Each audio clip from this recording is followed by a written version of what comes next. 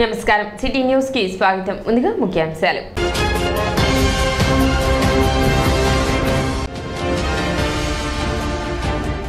ఘనంగా Janasena PSC chairman Nadendla Manohar జన్మదిన వేడుకలు.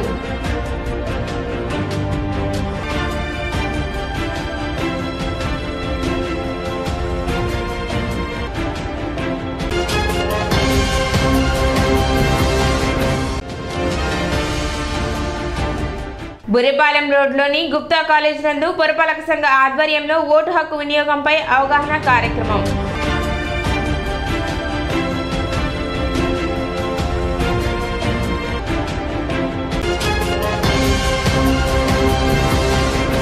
జనసేన పిఎస్సి చైర్మన్ నాదెండ్ల మనోహర్ జన్మదిన వేడుకలను శనివారం ఘనంగా నిర్వహించారు. తెనాలి జనసేన కార్యాలయంలో అభిమానులు, నాయకులు మనోహర్ జన్మదిన వేడుకలను ఘనంగా నిర్వహించారు.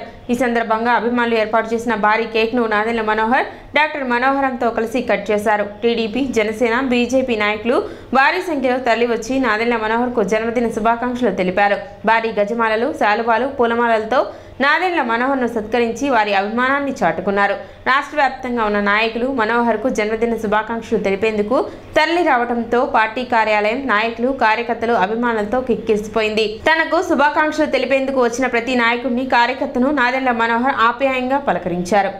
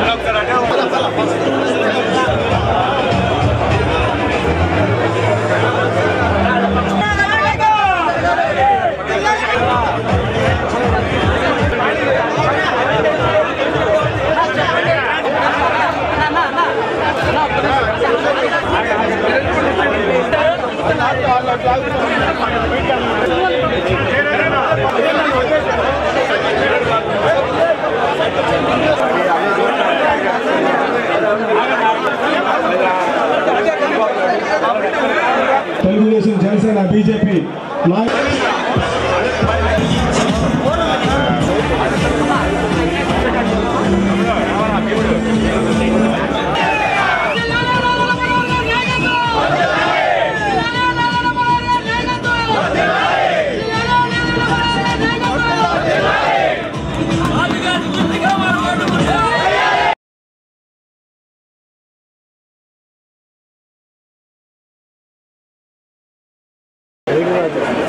నన్ను నెట్టి పెడితే ఇంక వస్తాడు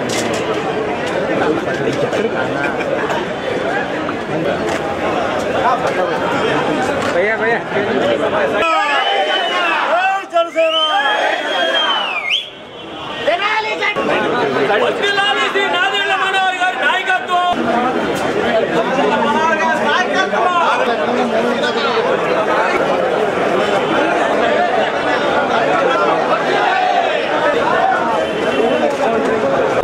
ఈరోజు తెనాల్లో పుట్టినరోజు వేడుకల్లో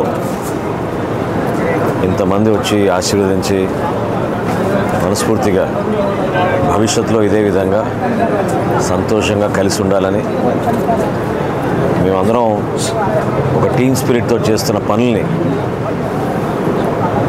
ఇంకా ముందుకి వేగవంతంగా తీసుకెళ్ళి ప్రతి ఒక్కరికి మేలు జరిగే విధంగా ఈ ప్రాంతాన్ని అభివృద్ధి చెందే విధంగా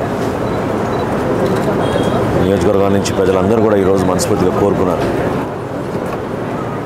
వాస్తవంగా ఇంతమంది వస్తారని నేను కూడా ఎక్స్పెక్ట్ చేయలేదు. కానీ మా యువతలో ఉన్న ఉత్సాహం, ఉమ్మడి పార్టీ అభ్యర్థిగా నేను నిలబడ్డా కాబట్టి జనసేన పార్టీ శ్రేణుల్లోనూ, అదేవిధంగా తెలుగుదేశం పార్టీ శ్రేణుల్లోనూ, భారతీయ జనతా పార్టీ శ్రేణుల్లో కూడా అదే ఉత్సాహంతో మనస్ఫూర్తిగా వాళ్ళు అభినందించినందుకు, ఆశీర్వదించినందుకు ఈ సందర్భంగా నేను ఎంతో కృతజ్ఞతతో వాళ్ళు ఏదైతే కోరారో, వాళ్ళు ఏదైతే ఆశిస్తున్నారో ఆ బలంతో ఇంకా ముందుకెళ్ళి ప్రతి ఒక్కరికి సేవలు అందించే విధంగా మీకోసం నేను నిలబడతానని పుట్టినరోజు సందర్భంగా మరొకసారి నేను మనస్ఫూర్తిగా మీకు ధన్యవాదాలు తెలుపుతున్నాను. టీడీపీ, జనసేన, బీజేపీ కూటమి అభ్యర్థి మాజీ మంత్రి నక్కా ఆనంద్ బాబు మండలంలోని నదీ పరివాహక ప్రాంతం లంక గ్రామాల్లో ఎన్నికల ప్రచారాన్ని ప్రారంభించారు. మండలంలోని చింతమోటు కొత్త కాలనీ ప్రారంభంలో ప్రజలు గజమాలలతో ఆనంద్ బాబుకు ఘన స్వాగతం పలికారు. మహిళలు దారి పొడవునా హారతులిచ్చారు. ప్రచార రథంలో దారి పొడవునా భారీగా ప్రజలు ద్విచక్ర వాహనాలతో భారీ ర్యాలీగా పాల్గొన్నారు.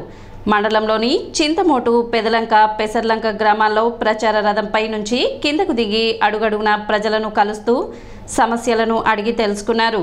ఈ సందర్భంగా ఆయన మాట్లాడుతూ అన్ని వర్గాల సంక్షేమం, అభివృద్ధి కోసమే ఉమ్మడిగా మాజీ ముఖ్యమంత్రి చంద్రబాబు నాయుడు, జనసేన అధినేత పవన్ కళ్యాణ్లు సూపర్ 6 పథకాలను ప్రకటించారని తెలిపారు. కూటమి అధికారంలోకి వస్తేనే రాష్ట్ర అభివృద్ధి, నియోజకవర్గ అభివృద్ధి జరుగుతుందని, భారీ మెజార్టీతో తనను గెలిపిస్తే అభివృద్ధి చేసి చూపిస్తానని ప్రజలకు ఆనంద్ బాబు హామీ ఇచ్చారు.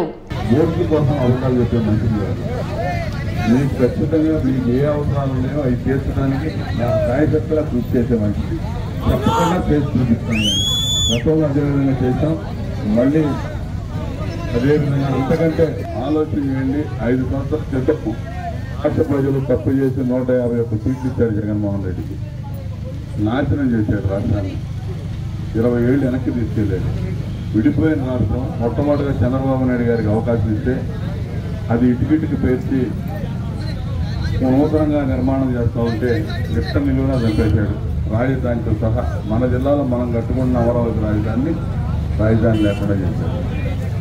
ఇక రాజధాని ఏదని చదువుకున్న పిల్లలు అడిగినా కూడా ఈ రాష్ట్రానికి లేదని చెప్పాలి. అటువంటి దౌర్భాగ్య పరిస్థితి తీసుకొచ్చాడు. దోపిడీ తప్ప రెండో ఆలోచన లేదు. హత్యలు, సొంత తండ్రి సాగును అడ్డం పెట్టుకొని రాజకీయాల్లోకి వచ్చాడు. పోయిన ఎన్నికల ముందు సొంత బాబాయిని చంపించి ఇవాళ అధికారంలోకి వచ్చాడు. ఇది నేననే మాట కాదు, ఎవరంటున్నారు? నేననే మాట కాదు, వాళ్ళకి చెల్లి అంటుంది. చెరువుల జగనన్న వదిలిన బాణం ఒకప్పుడు జగనన్న వదిలిన బాణాన్ని అని చెప్పి రాష్ట్రం అంతా తిరిగింది అమ్మాయి. ఆయన జైల్లో ఉంటే ఇవాళ అమ్మాయి చెప్తుంది మా అన్నయ్య ఎటువంటి వాడు అని. అర్థం చేసుకోండి, రాష్ట్రం నాశనం అయిపోయింది. మన పిల్లల భవిష్యత్తు గురించి ఆలోచించండి. చంద్రబాబు నాయుడు గారు ఈ రోజు గురించి ఆలోచించడు. 20 ఏళ్ల తర్వాత భవిష్యత్తు ఎలా ఉండాలని ఆలోచించారు. సంక్షేమ పథకాలు వాళ్ళు ఇచ్చేదానికంటే 4 రెట్లు అదనంగా ఇస్తాం. బీసీ కాలనీలో ఉన్నానని 50 ఏళ్లకే పెన్షన్ ఇవ్వబోతా ఉన్నాను. 50 ఏళ్లకే పెన్షన్ 4,000 ఇంటికి తీసుకొచ్చిస్తాం. జగన్మోహన్ రెడ్డి చూసుకోవాలి ఎట్లా ఇవ్వాలి ఏంటంటే. చంద్రబాబు నాయుడు గారు ఆపితే ఆయన ఏం చెప్తున్నాడు? బుద్ధి తక్కువ ఎవడన్నా అంటారా?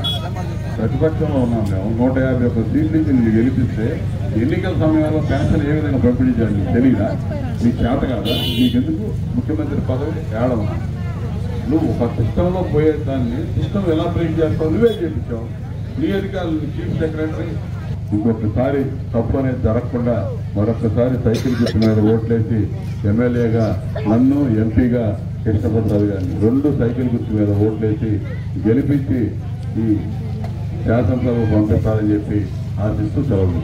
యువతరం ముందుకు వచ్చి తమ యొక్క ఓటు హక్కును వినియోగించుకోవాలని, దేశ ప్రజాస్వామ్య విలువలను కాపాడాలని మున్సిపల్ కమిషనర్ బండి శేషన్న విజ్ఞప్తి చేశారు. స్వీప్ కార్యక్రమాలలో భాగంగా ఎన్నికల కమిషన్ ఆదేశాల మేరకు విద్యా సంస్థల్లో ఓటు హక్కుపై అవగాహన కార్యక్రమం చేపట్టారు. ఇందులో భాగంగా పురిపాలెం రోడ్లోని గుప్తా కాలేజీ నందు పురపాలక సంఘం ఆధ్వర్యంలో ఓటు హక్కు వినియోగంపై అవగాహన కార్యక్రమం నిర్వహించారు. మే 13వ తేదీన జరిగే సార్వత్రిక ఎన్నికలలో ఓటు హక్కు పొందిన యువతి యువకులందరూ స్వచ్ఛందంగా ఓటును వినియోగించుకుని మంచి నాయకులను ఎన్నుకోవడం ద్వారా దేశ అభివృద్ధికి తోడ్పడిన వారవుతారని ఆమె పేర్కొన్నారు. ఈ కార్యక్రమంలో municipal assistant commissioner K Anusha, assistant city planner Z Sudhakar, SL Subbarao, sanitary ఇన్స్పెక్టర్లు A Ramachandrarao, D Srinivasarao, Gupta college సిబ్బంది, మున్సిపల్ మరియు సచివాలయ ఉద్యోగులు పాల్గొన్నారు. మే 2వ వారంలో ఎన్నికలు వస్తున్నాయి. 13వ తారీఖున అసెంబ్లీకి, లోక్సభకు ఒకేసారి జరగబోతున్నాయి కాబట్టి మనం 2 ఓట్లు ఒకేసారి వేయబోతున్నాం. ఈ యొక్క ఓటింగ్కి సంబంధించి చక్కటి ఏర్పాట్లు పోలింగ్ బూత్లలో అయినాయి. ఎండలు ఉన్నాయని చెప్పేసి ఒకవేళ ఇది కాకుండా ప్రతి ఒక్కరు కూడా మీ యొక్క ఓటు హక్కును సద్వినియోగపరచుకోవాలి. అందులో భాగంగానే ప్రతి ఓటరుకు అవగాహన రావాలి. ప్రతి ఓటరు ఆ యొక్క ఓటింగ్ సెంటర్కి వచ్చి ఓటు వేయాలనే ఆ కార్యక్రమం ద్వారా రకరకాల ప్రోగ్రామ్స్ అవుతున్నాయి. ఈరోజు ఇక్కడ బురిపాలెం రోడ్లో నుండి గుప్తా డిగ్రీ కాలేజీలో విద్యార్థుల చేత ఈ యొక్క ఓటర్ అవగాహన కార్యక్రమం గురించి కొన్ని ప్రోగ్రామ్స్ కూడా చేశాం. చాలా చక్కటి స్పందన ఉంది. వీరందరూ కూడా ఏమంటారంటే, మేము ఓట్లు వేస్తాము, మా ఇంట్లో వాళ్ళతో అందరితో కూడా ఓట్లు వేయిస్తాము, అదేవిధంగా మేము వేస్తున్నాం, మరి మీరు అని చెప్పేసి వాళ్ళొక ప్రశ్న మన అందరికీ కూడా సంధిస్తున్నారు. కాబట్టి ఓటర్లందరూ కూడా గమనించాలి. మీరందరూ కూడా ఓటింగ్ ప్రక్రియలో పాల్పంచుకోవాల్సి ప్రతి ఒక్కరిని కోరుతున్నాం. ఇప్పుడు చిన్న విరామం.